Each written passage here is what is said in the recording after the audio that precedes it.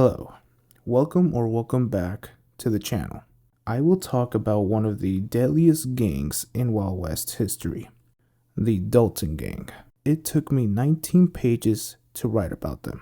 I hope you guys enjoy the video, and let's get to it. Have you heard of the Dalton Gang? They are a confirmed slice of Wild West history, like the characters from an old cowboy movie. Picture this: a bunch of guys living on the fine line between honor and shame, making you wonder whether they were heroes or just plain troublemakers. You know what they said during the Wild West, quote, "Every society gets the kind of criminal it deserves," end of quote. The Dalton Gang fits well in this quote. Very well. They were a mix of daring and dangerous. They were a mix of daring and danger, infamous for robbing banks and trains, and also causing quite a stir. So, let's saddle up and mosey down into the wild, dusty trails of the Dalton story. Whew, my God.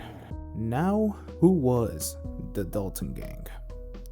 They were a group of outlaws from March 21st, 1890 to March 5th, 1892. There were 10 members within the Dalton Gang, but 4 made it into the history books as the bad guys. 4 will be remembered as the misdeeds. They were Bob Dalton, Grant Dalton, Bill Power, and Dick Broswell. The Dalton Gang was a professional at stealing stuff from banks and trains. The gang was influential in history because they are like a real-life Wild West soap opera, and you can't understand American history without them. These guys were the poster children for the, quote, good, bad, and ugly vibes of the frontier days. They are essential because they show the lines between the good and the bad, which could get blurry back then. The gang's wild bank and train heist gives us a peek into a time when law enforcement was like the Wild West, and folks were just trying to survive and maybe make a quick buck. But the Daltons weren't just about crime and chaos. They were also about the magic of the old Wild West. Just think about it for a bit. Their story has been turned into movies, books, and legends passed down through generations. They are a living part of American folklore, representing that untamed spirit of the frontier. Studying the Daltons isn't just about learning about outlaws, it's about diving headfirst into a world where people were figuring out that it meant to be an American on the frontier, where things were a bit wilder and life was just less predictable. So yeah, the Daltons are a must-know in American history, no doubt about it.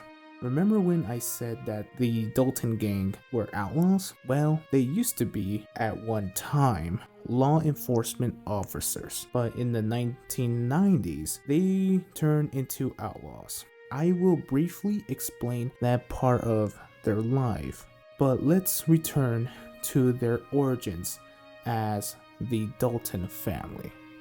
The start of the family tree for the Daltons was a man named James Louis Dalton. Now, in the beginning, Mr. James was in France for a while, but then moved out from France and moved to Ireland. He would stay in Ireland for a time, but again, he would move out from there and into Kentucky, USA. In Kentucky, Mr. Mr. James would join the army in 1840s. I'm unsure if he did any army training. Still, James served under General Zachary Taylor in the Company 1st Regiment of Kentucky Foot Volunteers during the Mexican-American War from 1846 to 1848.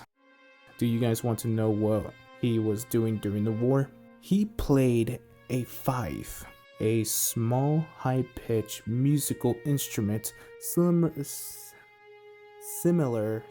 to a flute. Fifers played a significant role in military units during the 19th century and earlier because their music served different practical purpose on the battlefield. By 1950s, after the war, James decided to move out of Kentucky and move into Kansas City, Missouri. During that time, the name Kansas City didn't exist. The town's name where James stayed in Missouri was called Westport. In Westport, Missouri, James ran a little saloon and traded horses. James was having the best time of his life.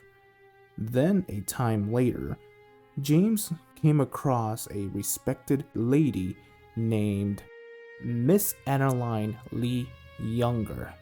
James fell in love with Adeline. James and Adeline got married, and Adeline changed her name from Adeline Lee Younger to Adeline Younger Dalton.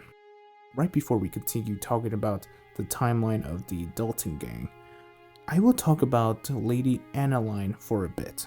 It's relatively short. Lady Adeline has a shady past because she has a half-brother linked to the James Younger Gang. Lady Adeline is the aunt to Mr. Cole and Jim Younger. With this, James Lewis Dalton wasn't too bothered about it. Also, Adeline had kids from her previous marriage, 11 children. After James Lewis and Adeline married, they had 4 more kids. The list of total children is insane. I will show you the list on the screen now. Yeah, that is a lot of flippin' children, bro. A lot. The kids who were the future Dalton Gang were Bob, Grant, Emmett, and Bill. And also Bill later joined to the Dalton Gang. He wasn't one of the children, so yeah. The family stayed in Westport, Missouri for a while. Then, in 1882, the Dalton family moved into a town in Oklahoma. They remained in that town for 4 years. Then, in 1886, they moved again to a spot near Coffeyville, Kansas, in the site where the family has settled. The 3 brothers has been taking notes of all the acts of violence on the Missouri-Kansas borders pass. Before the Dalton family arrived, the area near Coffeyville, Kansas, there were the Quantrill Raiders and different groups of violence. They operated on the border during and before the Civil War. I'm pretty sure that event was, quote, Bleeding Kansas, or the other war like the Civil War. In 1889, the Oklahoma Territory announced that they were selling land. Then the Dalton family heard the news. They headed to buy some land.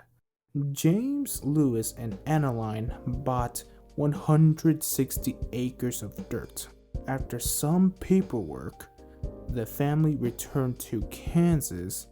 Everything was fine until 1890. James Lewis Dalton died, leaving his family alone. James was buried at the Robinsons Cemetery in Darien, Kansas.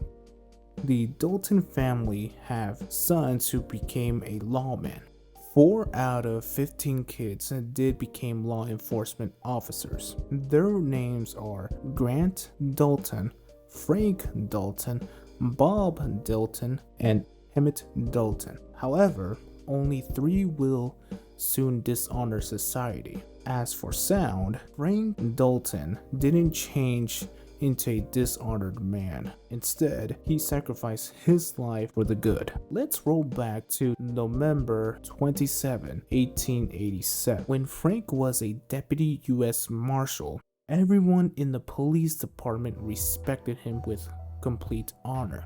Frank was working on a case where someone stole horses in the Oklahoma Territory. Furthermore, Frank would take one of his colleagues to help, and his name is James Cole. Not to be confused with the Cole in the other gang. Do not be confused with that. He's a completely different person. So, Jim and Frank were on their way to track down the people who keep stealing horses. They would go from a river near Fort Smith. From there, the 2 gentlemen confronted the people who were stealing horses. The people were whiskey moonshiners, and they were inside their camp. Frank slowly walks towards the base to arrest Dave Smith, who is inside the tent. This camp was located near the Arkansas River. Frank made a huge mistake because he thought there was no future trouble with Dave Smith. James Cole was behind Frank, about a few feet away. When Frank reaches the tent, Dave Smith quickly drew his weapon and shot Frank in the chest. Frank fell down on the ground, face up. James Cole reacted soon with his dead eye, pulling out his weapon and shot and killed Dave Smith. Inside the tent were 2 other outlaws and a lady, and all their names were Lee Dixon, Lee Dixon's wife, and Will Towerley. Lee and Will fired back at James, hitting him on his side. After being shot by 2 outlaws, James Cole fires, hitting both Lee Dixon and his wife. After that, James looks at Frank, believing that he is dead. Lee retreated to Fort Smith for help. After James Cole leaves the area, Will comes towards Frank, who is still alive, and tells Will not to shoot. But Will refuses and point his weapon, the Winchester, to Frank's face and shoots him, killing Frank instantly. After that, Will Towerley left and escaped the area.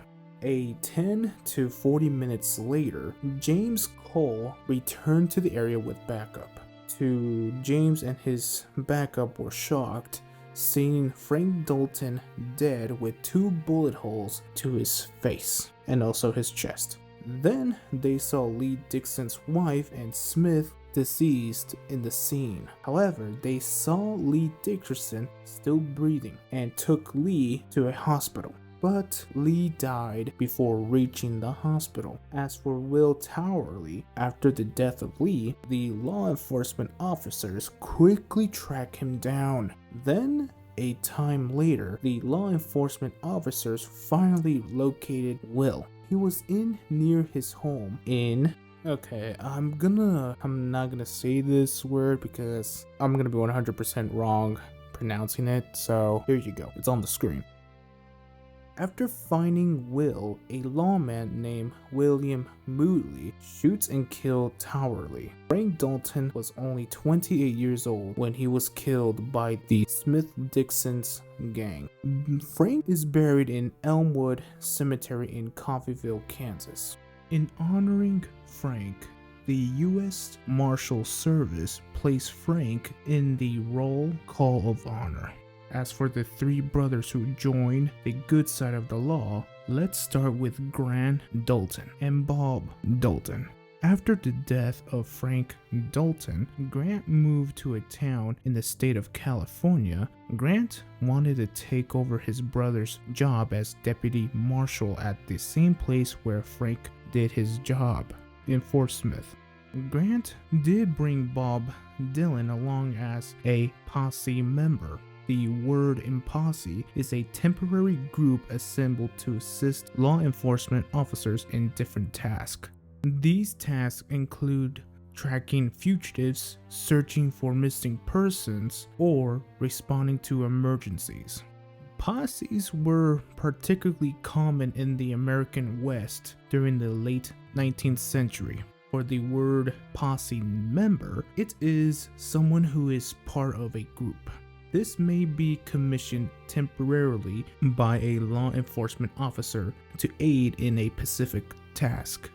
Posse members are typically armed and have the authority to help enforce the law during their involvement with the posse. So in 1888, Bob and Grant's mission as law enforcement officers was to arrest Charlie Montgomery. Mr. Montgomery got attention from the police because he decided to be a fake deputy marshal. Then, a short while later, Bob found Charlie's little hideout in Timber Hills. When Bob found Charlie's location, Grant searched Charlie in Coffeyville, Kansas. Then, Grant returned to Bob because Grant wanted to ensure he couldn't arrest Charlie. Bob and Grant needed to hurry to capture Charlie because Charlie could escape the territory. With all Bob's and Grant's efforts in capturing Charlie, the mission ended with Charlie dead.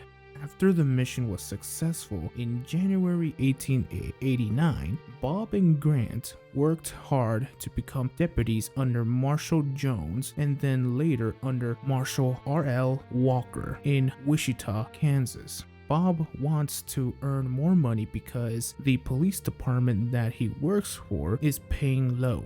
Later, Bob becomes part of another police department, and its name is the Osage Nation Police Force. Unlike the previous department, the Osage Nation Police Force pays its workers monthly. This is the part where Emmett Dalton joined the good side of the law. Bob wants Emmett to join as a corrections officer. You might think, oh, finally, they have a career to save money and do good for the people. To be honest with you, they don't. Over time, the three Dalton brothers slowly turn into as horrible people as possible. They are going into criminal mode. I have a theory on why they are slowly becoming criminals. Remember when I said the Dalton family moved from town to town in the early 1880s, the time when the family moved a city in Oklahoma to an area which it was a farm near Coffeyville, Kansas. After they settled in Coffeyville, the three brothers of the family took notes from old gang's actions on the Kansas-Missouri border during/before the Civil War and Bleeding Kansas. The events of the old gang's actions. Life in the 1800s was pretty wild. Grant, Bob, and Emmett took in the actions of old gang's activity like sponges, soaking up all the stories and actions of the famous old outlaw gangs in the area. It's related if someone watches many action movies and then wants to be an action hero. The three brothers of the Dalton family got so caught up in the stories of old outlaw gangs that they decided to give the outlaw life a shot, literally hoping for quick riches and some excitement.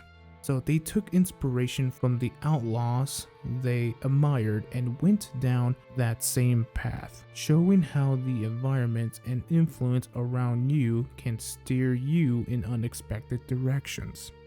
How did they really form the name the Dalton Gang? According to a book, Murder and Mayhem in Southwest Kansas by Larry E. Wood on page 52, quote, "In the mid-1890s, the Dalton boys gave up marshalling altogether and moved to stealing horses. I guess from there they formed the name Dalton Gang. The leader of this gang was Bob Dalton. As for Grant and Emmett Daltons, they were regular gang members like soldiers and crew. Throughout the time of the Dalton Gang, the three brothers would convince 7 different folks to join the gang before their end. Again, the 7 people who joined were regular crew members. Nothing was memorable. After the 3 brothers steal horses and the 7 people join, the Dalton Gang is doing their first train robbery. That first train robbery happened on May 9th, 1891. The gang aimed to rob a train in Aber in the Indian Territory. Today, that location is Oklahoma. The train was owned during the time by the Missouri-Kansas-Texas Railroad, or MKT for short. The Dalton Gang wanted to rob that train because that train was full of money, like a buttload of money. The MKT robbery marked the gang's entry into a life of crime. The Dalton Gang also robbed banks. The first bank was on April 5th, 1992. This happened in Longview, Texas. They managed to steal a buttload of money from the First National Bank. During this time, the public knows that the Dalton Gang is a dangerous criminal. The MKT and Longview bank robberies were the biggest and most famous events, but there is 2 more robberies. Let's look at what were the 2 robberies that the gang attempted. The first one is a bank robbery that happened in Enid, Oklahoma. The bank is called White Bank. This happened on the 3rd of April, 1891. The Dalton Gang steals again a buttload of money. The other one occurred in a town named Coffeyville, Kansas. This was the hometown of the 3 brothers of the gang. And this robbery attempt happened on the 5th of October 1992. This was the gang's first attempt at robbing 2 banks simultaneously. This is the last bank robbery or any robbery for the Dalton Gang because the public was ready for them.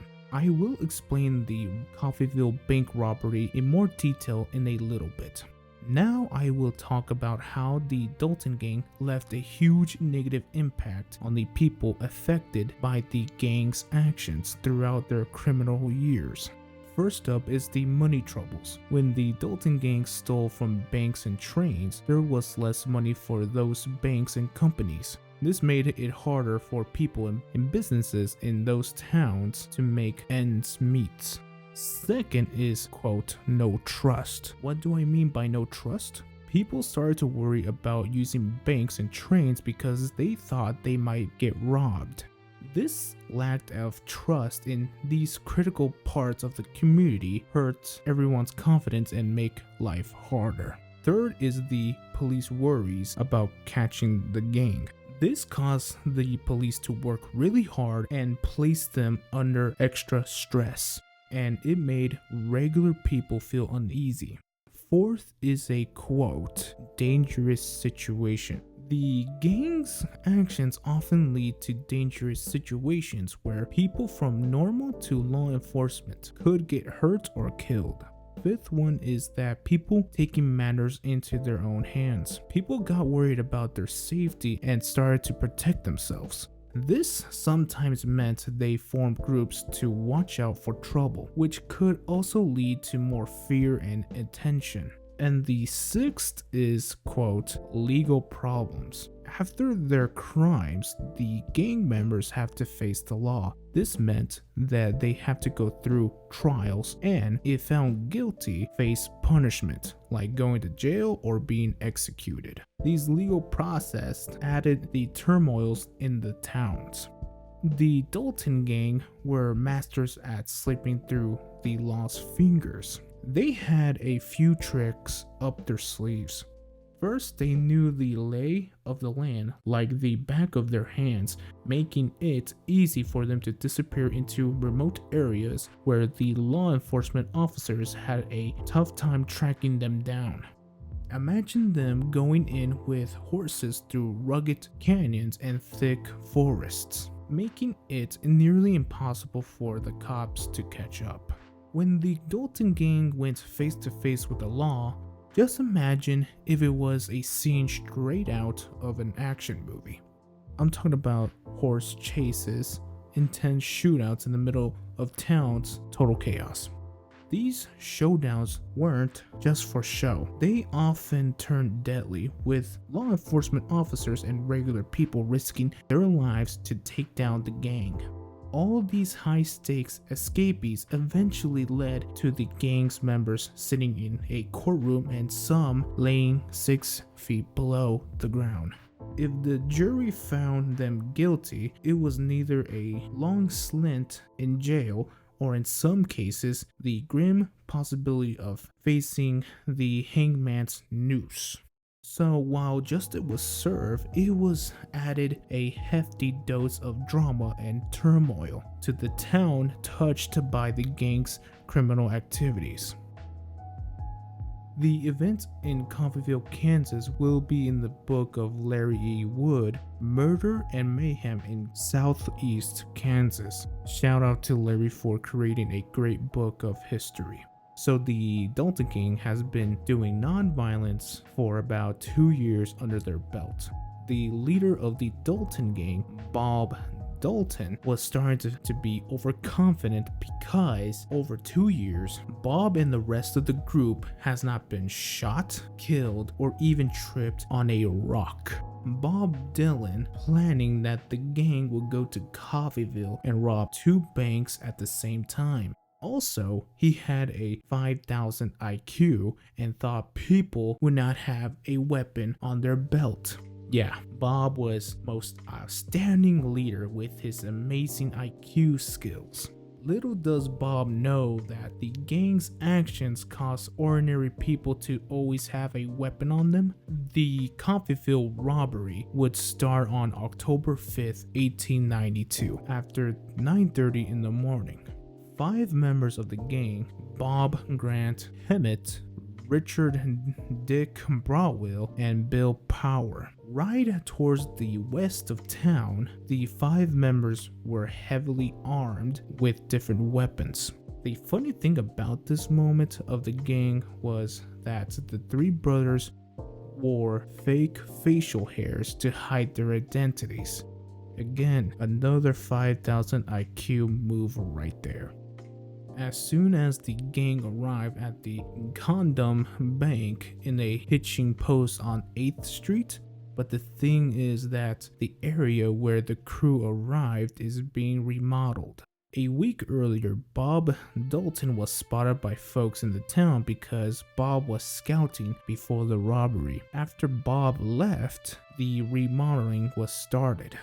Bob is the most outstanding leader with his mistakes. After the failed rendezvous point, the gang would go 2 blocks away from the bank, southwest of the bank. Once the crew reached the area, they hitched their horses, hop off them, and grab their weapons. The crew would go from east and went to an open plaza. From there, a local man named Alec McKenna saw the Dalton Gang. He recognized one of the brothers despite the horrible disguise. Alec hid himself and watched the Dalton Gang walk across from Walnut Street to the bank's doors. After the 3 crew members walked through the front doors of the Condom Bank, 2 members of the gang left and went to the First National Bank. McKenna is still shocked because he is witnessing a bank robbery. The 3 crew members went across the bank after going through the doors. McKenna saw one of the members walk towards the bank teller and point his weapon at the teller. After McKenna saw one of the members point its weapon at a bank teller, McKenna turned away from the banks and alerted a group about a robbery. After that, McKenna, the regular people, and many folks go to nearby hardware stores to buy or get guns and ammo. Once everyone got a weapon, they surrounded the Condom Bank to capture or kill the Dalton Gang. While inside the Condom Bank, Grant and Dick Brawwell guarded two entrances. As for the third crew member, Bill Power, he went to a room where a money vault was kept. Bill Power took the bank teller with him because he demanded the bank teller to open the vault.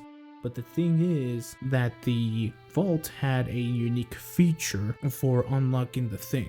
The part was that the lock could be unlocked at a specific time. Now, Bill demanded the teller to hand over $40,000 to the bags, which already had $4,000 in them. The bank teller wanted to stall time, so the teller decided to lie to Bill that the vault needed to be open at 9:55 a.m. The vault has been open around 8 a.m., so it's going to be a long time to reopen again. You might think, oh, there is no way the gang would fall for this. They do fall for it. The three members would wait until 9:45 because it was 3 minutes away. No one in the gang dared to even check the vault. Meanwhile, Bob and Hermit and Dalton have arrived to the other bank called First National Bank. Once the two brothers into the bank, they find a bank teller, a cashier. After that, the brothers pull their Winchesters and call the cashier Thomas Ayers to hand over all the bank's money. One of the members kept his eye on Thomas to ensure he was putting money in the bags. Then the other member saw another employee, a bookkeeper, and told the bookkeeper to go to the front of the bank with the others. Then Tom Ayers had collected enough money to satisfy the brothers. Once Thomas hands over all the money from the cash registers to the brothers order Thomas to give them more money from the vault. A few minutes later, Thomas handed the brothers $5,000 from the vault. After Thomas passed the money, one of the brothers saw a money chest in the same vault room.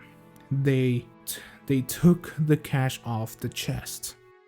Back to the other bank, the Condon Bank, the three members of the gang actually waited 3 minutes for the vault to open. Dick Brawwell spotted at the window of a ton of men surrounding the bank. Do you know what was Dick's response after seeing a lot of men around the bank? He would shoot the windows with his weapon. Yes, he shot the window as the response. After Dick hits the scary window, the surrounding men started to raise their guns and pointed the wall where the window was shot by Dick and began to shoot back. Multiple windows and walls were destroyed by the bullets of the surrounding men. One of the bullets from the outside hit Dick on his arm. After being shot, Dick said, "I'm hit." The three members would regroup at the inside doors of the bank and gather the money too. Grant Dalton was taking the lead and started to shoot his way out of the area. When the three members left the bank, they met under heavy fire from the surrounding men. Despite heavy fire from the hardware store, somehow the three members of the gang survived the rain of bullets. The three managed to get across from the plaza to the alley where they parked their horses. Meanwhile, at the First National Bank, Bob and Emmett Dalton, with their huge bag of money, told the bank employees to gather at the back doors as the gunshots echoed through the streets. The two brothers decided to take the bookkeeper as a hostage. Afterward, the two brothers and the bookkeeper went out of the back door to the same alley where the others went. But this time, the two brothers with the hostage met Lucius Baldwin. Baldwin was just out of the hardware store with a gun and saw the Dalton Gang with the hostage. Baldwin pointed his weapon at the two brothers but hesitated because they saw the hostage. After 5 to 10 seconds of silence, Bob Dalton raises his Winchester and shoots Baldwin at the left side of his chest, just below his heart. The moment Baldwin fell down with the bullet wound on his chest, the Daltons abandoned the hostage. They would hurry from the alley to 8th Street to reach their horses. Emmett would carry the bags of money as they rush. As for Bob, he would carry his Winchester at his side. Continuing with Bob and Emmett, they were going west on 8th Street. While moving, they had to stop on Union Street because they spotted an individual in the front of a drugstore named George Cubine. George was guarding the front entrance of the First National Bank when the robbery started. Then, a few seconds later, Bob Dalton raises his gun and aims at George and shoots him in the back through his heart. After George fell to the ground, another man ran to George's weapon. His name was Charles Brown. Obviously, Bob saw this and decided to shoot Charles, killing him instantly. Basically, they shot people in the area where two brothers were. But remember Thomas Ayers, who was forcibly given the brothers money? For him, he got hit by Bob Dalton through the cheek. Thomas, after the brothers robbed the bank and abandoned him, leaves the hardware store to get a weapon to attack the brothers. Then, the two brothers try to go to their horses from the alleys. They would run down 8th Street, then continue to go east to west paths. Then the three other gang members approached the same east-west ways. The three members were from the Bank of Compton. During the hurry run by the Dalton Gang to go to their horses, the Coffeyville people already armed themselves with weapons, and then they would position themselves in different spots on the paths. According to Coffeyville Weekly, quote, "The firing was rapid and incessant for about 3 minutes," end of quote. Bob Dalton was the first guy shot by law enforcement and regular civilians. After getting fired, Bob Dalton fell to the ground near an old barn. Then Bob was trying to get up from the wounds. He was getting up against the old barn's wall. Next, Bob tries to shoot back, but the bullets would hit no one, only the hardware store. After trying to fire back, Bob Dalton collapsed down to the floor. Grant Dalton was the next person to be shot. After being shot, Grant did the same thing as Bob, but this time Grant just stood against the old barn's wall after getting up. After that, the city's marshal, Charles Connolly, and a few civilians walked through the alley after they shot Bob and Grant. Connolly and the others walked past Bob and Grant, and then after that, Grant raises his weapon and fires at Connolly's back. Connolly fell down after being shot. His face was on the ground. After Grant shot and maybe killed Connolly, Grant got up and ran towards his horse. However, Connolly's ally, John Clure, points his weapon and shot and killed Grant Dalton. As the third man of the gang, Bill Power, got shot and killed by law enforcement and civilians. Bill was further than Bob and Grant before reaching to the horses. As for Hermit Dalton, he got shot in his hip and right arm. Despite getting shot, Emmett managed to get on of his horse with the bags of $20,000. The money did came from Emmett and Bob when they were at the First National Bank. Emmett got away but hesitated because he wanted to pick up Bob's body. I'm pretty sure that Emmett thought that Bob was still alive. So after Emmett went to Bob's body, he would try to pick up Bob's body and place it on top of Emmett's horse, but as soon as he tried, he got shot again, but this time it was a guy named A.C. Seaman. Emmett got shot in the back and fell beside Bob's body. Then there is Dick Broadwell, about to run away from the town with his horse, but he got shot and killed by Seaman and Clora's weapons. Broadwell's body was on the ground about half a mile away from town. The events of the shootout at the alley were named Death Alley, because according to Coffeyville Weekly Journal, quote, 4 men lay dead inside of a space of 30 feet long and 10 feet wide. 3 horses were laying near the men in the agonies of death, and the other one went down a few moments later. 5 Winchesters were scattered in different points, and the ground and the stones were splattered with human blood. End of quote. There was one survivor in the Dalton Gang who lived through the shootout, and his name was Emmett Dalton. Emmett tries to raise his arms to surrender to the police. Then the police would take Emmett Dalton to the local doctor's office, where Emmett would get his wounds treated and bandaged. As for the 4 deceased, Bob, Grant, Dick, and Bill, their bodies would lay near the jail cell building so that the public would take pictures and see their bodies. After that, the town would honor 4 individuals who sacrificed their lives to fight against the Dalton Gang. Businesses would be closed for a few days to honor the 4 men. As the 4 deceased outlaws, the town just buried them without any tombstones after the day of the shootout. In the aftermath of the shootout in Death Alley, people in the city told the police that in the morning before the robbery, they met the Dalton Gang on the west side of town. 4 people who saw the Dalton Gang said they saw a 6th member. However, other people said that they only saw 5 members of the gang.